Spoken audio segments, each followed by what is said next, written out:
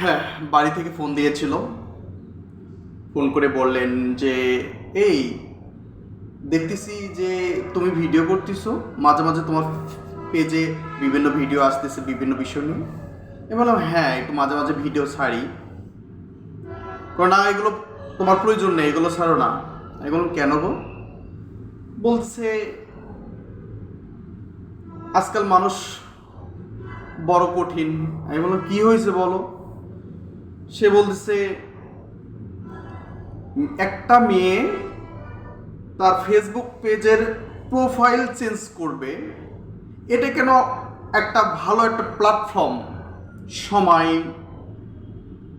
সময়ের গল্প একটা পেজ আছে, ওনারা আবার নিউজ করেছেন, হাইলাইট করেছেন যে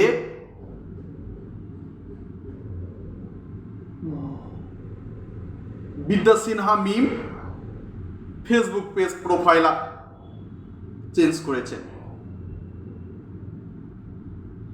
তো এগুলো এগুলো করার দরকার নাই। তুমি আবার কোন সময় কার আবার ছাড়ে দাও বলা যায় না। আমি বললাম আরে না, কোনো সমস্যা নাই, কিছু হবে না, এত ভয় পাচ্ছ কেন? কারণ ছেলেদের বিশ্বাস নাই। আমি মনে মনে হাসি। আর আমি বললাম না না, সমস্যা নেই, হ্যাঁ, ভালো ভালো ভিডিও দিচ্ছি, ওকে।